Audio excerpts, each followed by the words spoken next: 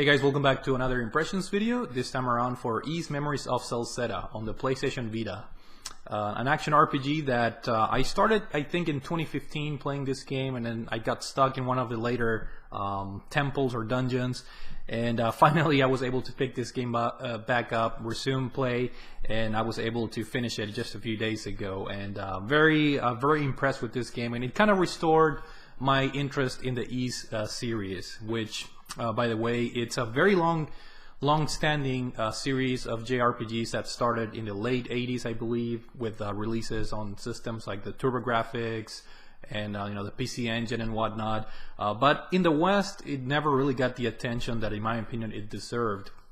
And it wasn't until the release of the Ys games on the PSP that I think finally some of the JRPG fans here in the West finally gave the series the attention it deserved, and so in a way it's kind of like a new series, even though it's been available since the late 80s basically.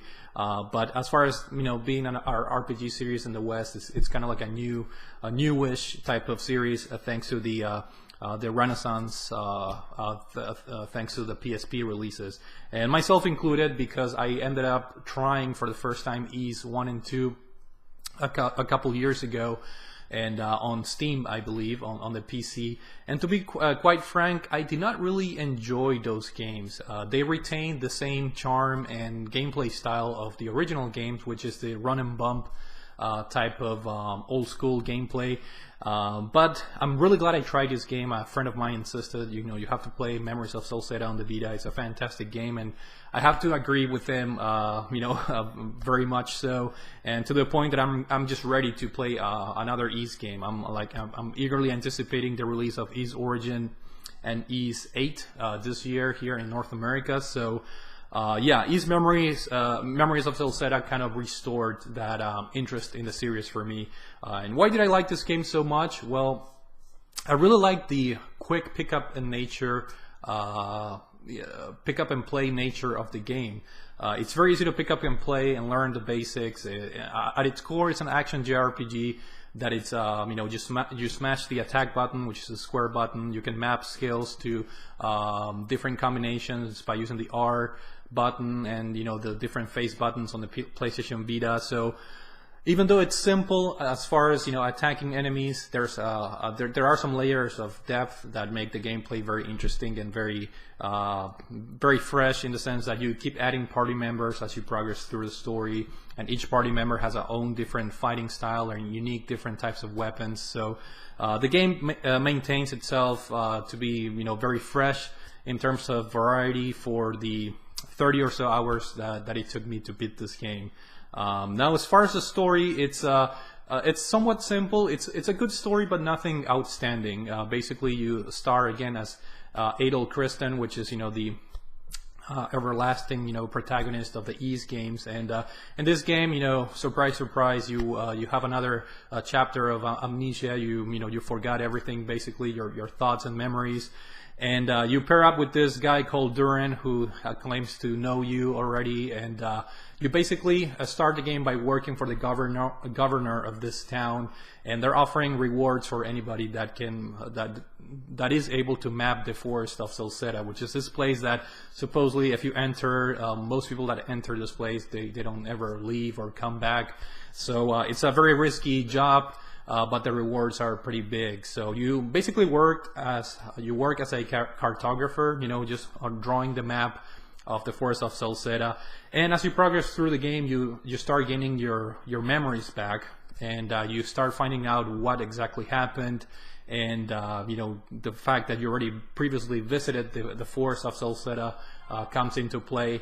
And a lot of interesting things happen in the story, but not to the point where I would consider this a fantastic story, but it's good nevertheless. And there are developments throughout the entirety of the game that will keep you interested until the very end. Now, the party characters, the character development in the game is pretty good as well. You start with Duran, which is basically, he becomes your friend, your buddy. And as the game progresses, you unlock, through the story, you unlock and get to meet more characters that join your party. This is a key element of the game, because you're gonna find yourself switching between character or party members in order to fight enemies.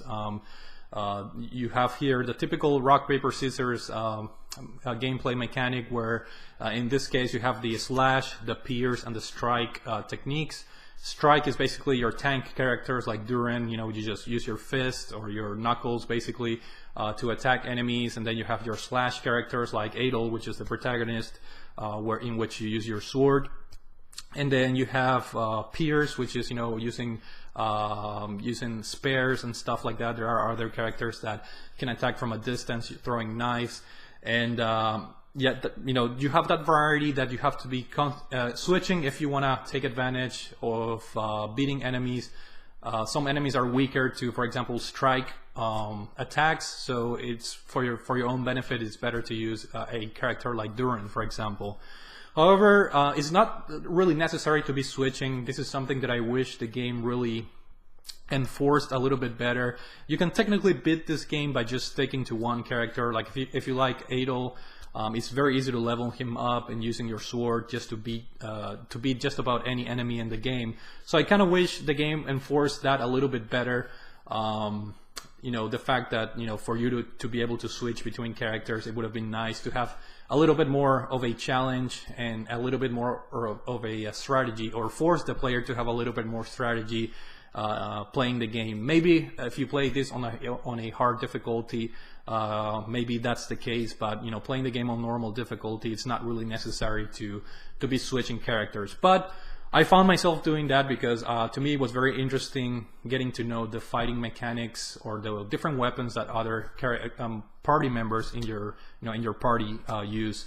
So yeah, I found myself switching between characters, and I really enjoyed using Adol, which is the main protagonist, but also Kalilika, which is one of the characters that you unlock towards the end of the game.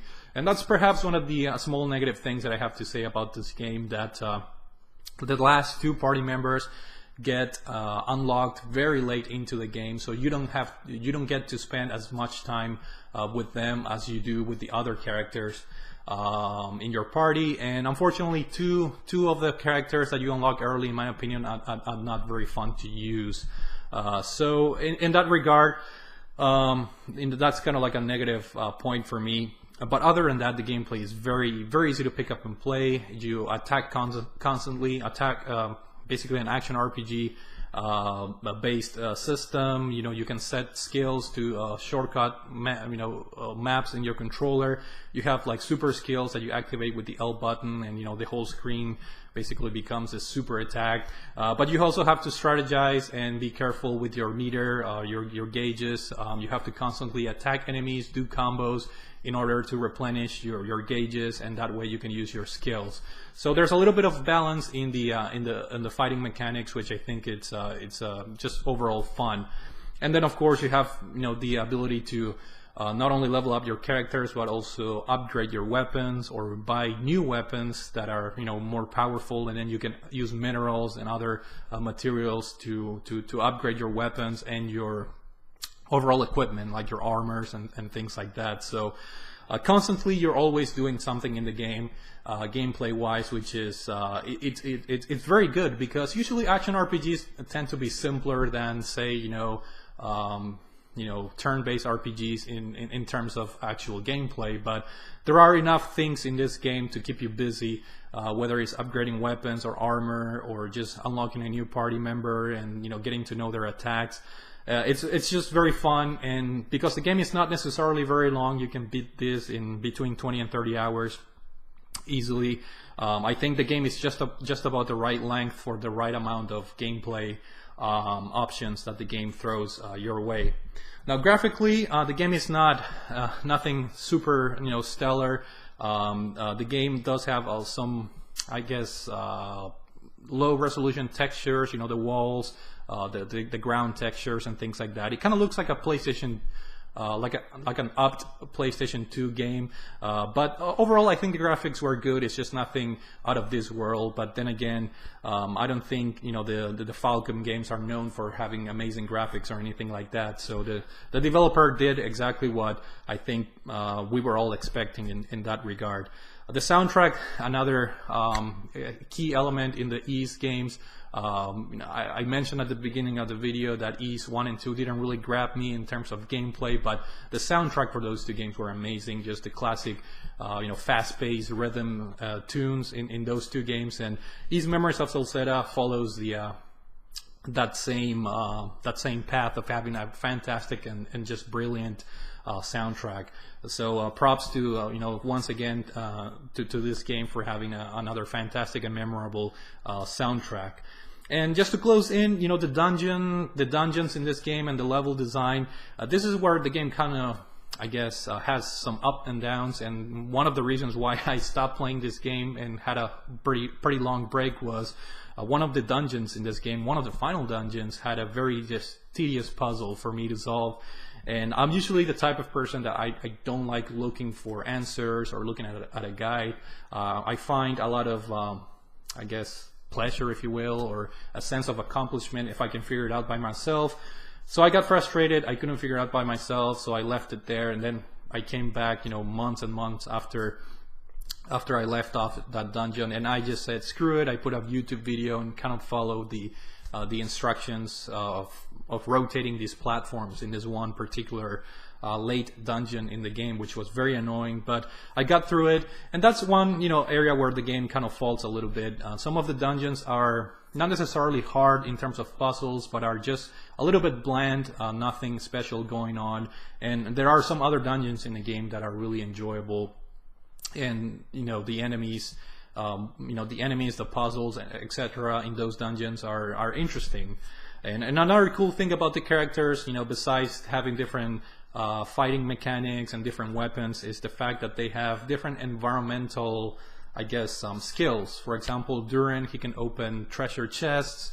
This one girl, Karna, she can throw knives to move or put down platforms in order to do some platforming sections, and so forth. So each party member has their own unique ability that you have to use in the different dungeons in the game. And there are items that also allow you to, for example, shrink in size, so you can get you can pass through narrow areas, or items that allow you to run really fast, and so forth. So there is a lot of item usage in the dungeons, and to keep things fresh a little bit. But again, some of them were a little bit bland, and some of them had puzzles that were just not fun to solve. So overall, Ys Memories of Celceta was a fantastic game. I highly recommend this if you guys are into action JRPGs, if you enjoy that genre.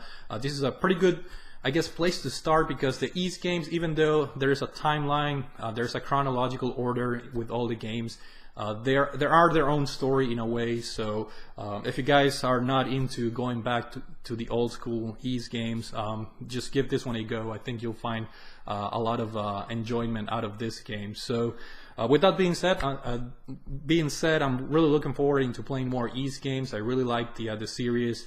Wasn't a big fan of 1 and 2 because of the old gameplay mechanics, but if I can find more Ys games that are more modern in terms of gameplay, games that are similar to Memories of Celceta, I'll be playing those and giving you guys my impressions as always. So that's it for now. Thank you guys for watching, and I will see you all later.